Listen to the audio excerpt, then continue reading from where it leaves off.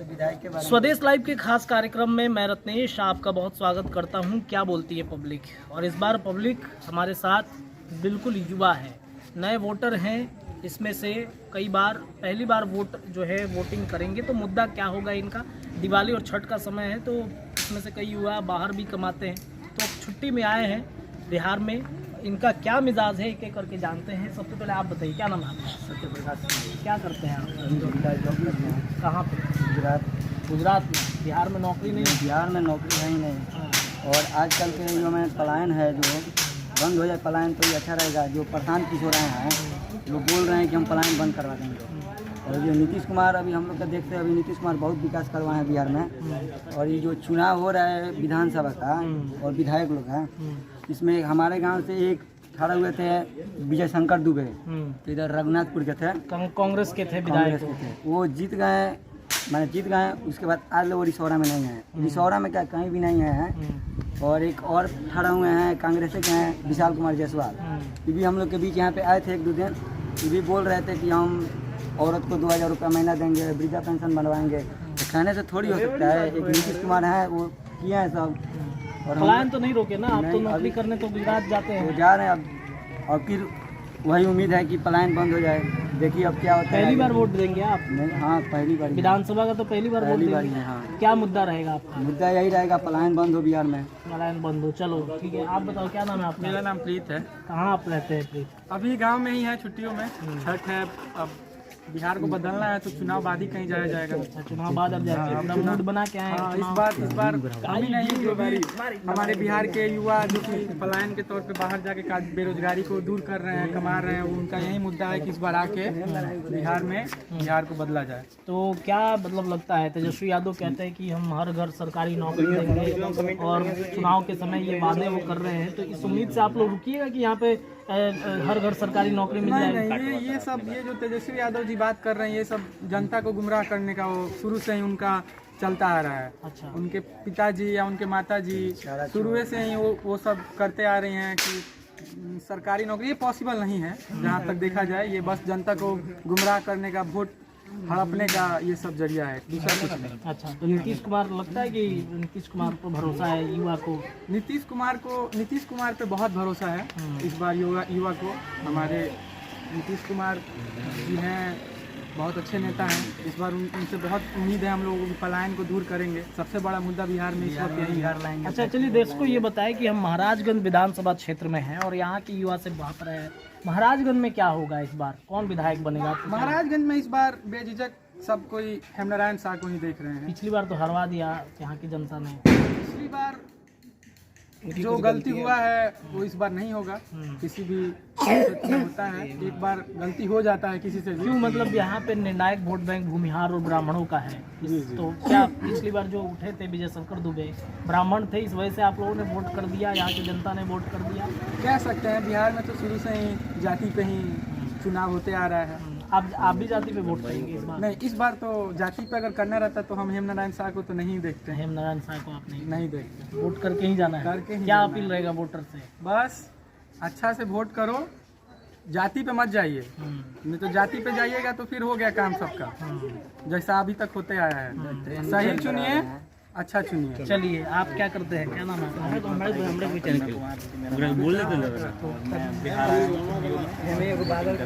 Vote करके ही आप हमारे यहाँ। तो वोट में क्या मुद्दा है आपका?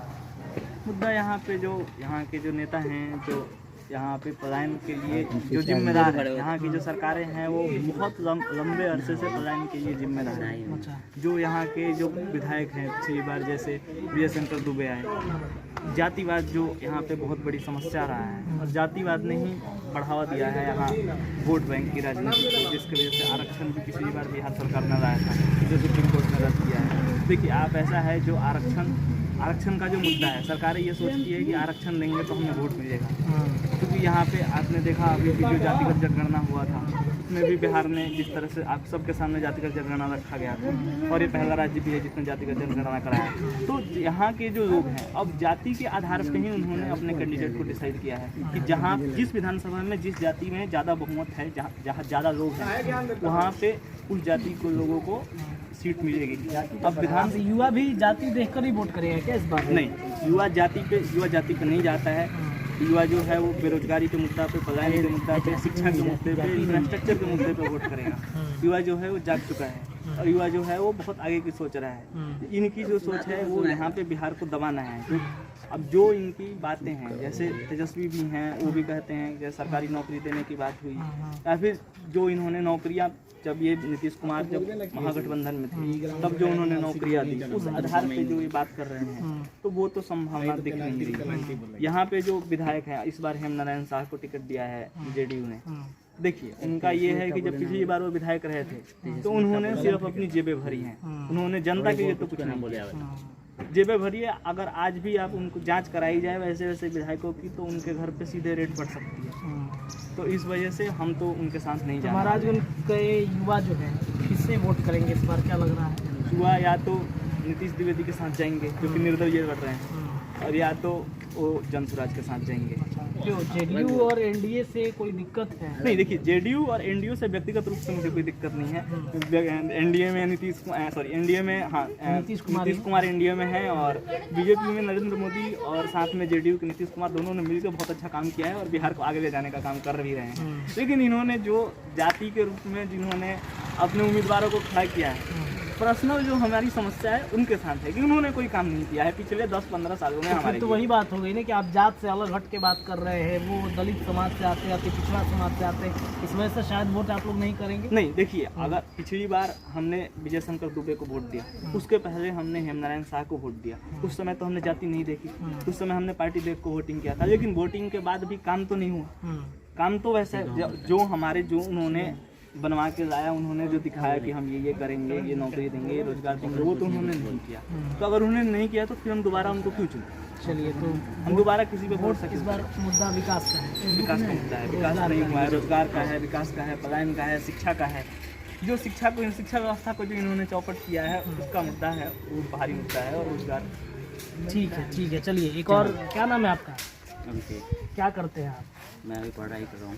क्या चाहते हैं बिहार में, किस तरीके के विकास आप चाहते हैं? विकास अभी यहाँ मेन मुद्दा है शिक्षा, बेरोजगारी,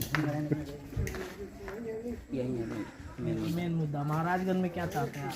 महाराजगंज में हमारी तो यही है कि कोई नया चेहरा है, अपना बढ़िया से काम करे, और काम जाति के आधार पर ना हो। बेरोजगारी मुद्दा है, स्कूल का यहाँ मुद्दा है हम लोगों के गांव में, जो कि जनसंख्या स्कूल का जो परसेंटेज जो एडमिशन होता है गिरावट आया है। हम लोग पढ़ते थे, हम लोग भी गवर्नमेंट स्कूल से ही पढ़े हैं, तो उस समय जो परसेंटेज का एप्लीकेशन जो एडमिशन बोलते हैं हम, एडमिशन का गिरावट आया है। ये यानी कि कुछ ना कुछ दिक्कत है पढ़ाई के, स्कूल के जो व्यवस्था है उसमें। और दूसरा ये है कि अगर बिहार लेवल पर देखें तो यहाँ बेरोजगारी है। बेरोजगारी इसलिए है कि यहाँ पे कोई इंडस्ट्री नहीं है। इंडस्ट्री इसलिए नहीं है कि कोई नेता चाहता नहीं है कि इंडस्ट्री लाए, क्योंकि उनको बस ट्रेन चाहिए, ट्रेन में आइए जाइए और दूसरे जगह कमाइए, यहाँ पे आके वोट दीजिए। यही सब मुद्दा चल रहा है, जिससे बिहार का विकास बहुत स्लो चल रहा है और ना के बराबर चल रहा है। तेजस्वी कहते हैं कि हम हर घर सरकारी नौकरी देंगे, तो उम्मीद है युवाओं को कि नौकरी मिलेगा? ये फिजिबल नहीं है, जो भी उनका वो बोलते हैं वो फिजिबल नहीं है। अभी जो भी करते भी हैं वो फिजिबल क्या है, क्या करते हैं उनका कुछ समझ नहीं आता है। आप शिक्षा की बात करते हैं, आप पेन जाके फेंकते हैं ऊपर से, 4 तल्ला 5 तल्ला बस पे चढ़ जाएंगे, 2 भी 1 तल्ला जो भी बस है उस पर चढ़ेंगे, छत से फेंकेंगे पेन। ये शिक्षा को बढ़ाने का बात नहीं है, बात करने का कोई ये तरीका नहीं है। कलम फेंकने से युवा नाराज हैं, एकदम नाराज हैं। आप कलम कैसे फेंक सकते हैं? वहीं हम लोग उनको सरस्वती माँ के समान पूजते हैं, अभी आने वाला है चित्रगुप्त पूजा, उनसे हम लोग पूजा भी करेंगे उनका। तो ये अच्छी बात नहीं है। आप शिक्षा की बात कर रहे हैं तो शिक्षा आप अगर अनपढ़ है तो ठीक है, अनपढ़ क्या 9वीं पास हैं कि फेल है किसी को पता नहीं है। लेकिन अगर आप ऐसा नहीं है कि कोई नेता कम पढ़ा है तो अच्छा नेता नहीं हो सकता, लेकिन आप वैसा कर रहे हैं तो दिख रहा है कि आप कुछ अच्छा करने वाला नहीं है, सिर्फ बोलने वाली बात है। बिल्कुल ठीक है। तो वोटिंग के लिए क्या कहिएगा, जो वोटर्स हैं उनको क्या कहिएगा? वोटिंग के लिए मेरा यही कहना है कि आपको ऑल द बेस्ट, सभी लोग आएँ बढ़िया से। 100% मतदान यहाँ पे बिहार में होना चाहिए इस बार। लेकिन ये फिजिबल नहीं, ये भी बात फिजिबल नहीं है, लेकिन कम से कम 70-80% होना चाहिए, जो कि अभी 60-65 के वोट आसपास। करेंगे। हाँ, पहली बार मेरा है इस बार। चलिए ठीक है, आप बताइए क्या नाम है आपका? मेरा नाम आदित्य है। आदित्य, आप क्या करते हैं? हम तो अभी नौकरी चाकरी कर रहे हैं, साथ में यूपीएससी का प्रिपरेशन कर रहे हैं, सिविल सर्विसेज का। गाँव में यूपीएससी का तैयारी करते हैं आप, नौकरी भी कर रहे हैं, बाहर में आप नौकरी करते हैं? जी बिल्कुल, मैं दिल्ली रहता हूँ, गाजियाबाद में रहता हूँ और वहीं से नौकरी भी कर रहा हूँ और मुखर्जी नगर में जाकर प्रिपरेशन भी कर रहा आपको कह दिया जाए कि बिहार में रोजगार दे रहे हैं, यहीं आकर रहिए तो रहिएगा, मन हूँ। लगेगा? अरे बिल्कुल, कैसे नहीं रहेंगे साहब, आपको अभी नहीं पता है ग्राउंड की स्थिति क्या है।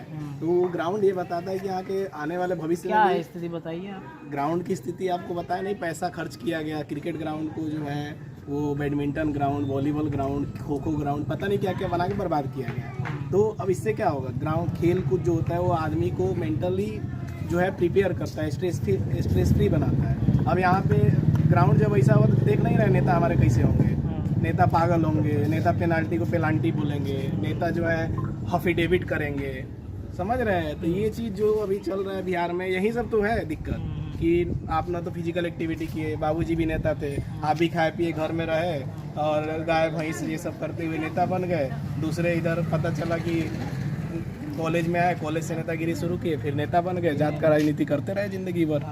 तो हमको लगता है कि ये सब चीज़ें जो चल रही है, आप देख रहे हैं स्कूल की स्थिति क्या है। हमको लगता है 5 साल पहले हम यहाँ से मैट्रिक किए हुए हैं, 7 साल पहले मैट्रिक किए हैं। उस समय में क्या स्थिति थी, हज़ारों लड़के स्कूल में जाते थे। ऐसा क्या पिछले 5 साल के ग्राफ में हुआ है कि अभी उसी स्कूल में, उसी विद्यालय में जनसंख्या तो कम नहीं हुआ है बिहार का, लेकिन बच्चे 150-200 बच गए, ऐसा क्यों हुआ है? तो ये सब चीज़ आप देखिएगा, सरकारी स्कूल को बदलना चाहिए, है ना? बिल्कुल, सरकारी स्कूल को नहीं बदलना चाहिए। सरकारी स्कूल की जो व्यवस्था है उसमें परिवर्तन जरूरी है। बीपीएससी के माध्यम से बहाली तो कराया गया ना, बीपीएससी के माध्यम से? देखिए, बीपीएससी के माध्यम से बहाली करवा देने तक ही नहीं हो जाता है पढ़ाई लिखाई का सारा काम संपन्न। बहाली करवाना और शिक्षक को लाना वो एकमात्र उस चीज़ का एक छोटा सा समझ जाइए कि हिस्सा है। उसके अलावा भी कई सारी एक्टिविटीज़ होती हैं। आप शिक्षकों को जो है कहीं और इन्वॉल्व करके रखे हुए हैं, तो उन चीज़ों से मुक्त कीजिएगा तब ना पढ़ाएंगे जी। चलिए ठीक है, तो ये युवा हैं और पहली बार, कई युवा जो थे वो पहली बार वोट करेंगे। मुद्दा उन्होंने समझाया, कौन उन पर हावी हो सकता है। आपको क्या लगता है, अपनी राय कमेंट में डालिए। बहुत बहुत शुक्रिया।